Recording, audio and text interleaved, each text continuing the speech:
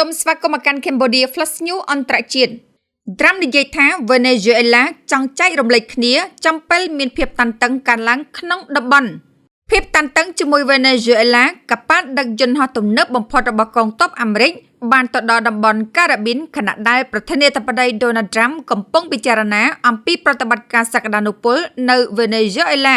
ប្រធានាធិបតី Nicolas Maduro បានថ្កោលទោសចំពោះការបង្កើនកម្លាំងយោធាជិតអាមេរិកខាងត្បូងខណៈដែលកងកម្លាំងអាមេរិកកំពុងតម្រង់ទៅរកប្រតិបត្តិការជួញដូរគ្រឿងញៀនដែលត្រូវបានចោទប្រកាន់ជាផ្នែកមួយនៃយុទ្ធនាការដាក់សម្ពាធរបស់សហរដ្ឋអាមេរិកក្រសួងការបរទេសបានប្រកាសថានឹងកំណត់ក្រុមកាតាល់ Venezuela គឺជាអង្គការភេរវកបរទេសដែលត្រាំបានលើកឡើងថានឹងអនុញ្ញាតឲ្យកងទ័ពតម្រង់ទៅរកបណ្ដេញលោកប្រធានាធិបតី Nicolas Maduro ចេញពីអំណាចអរគុណសម្រាប់ការតាមដាន Cambodia Flash News អន្តរជាតិ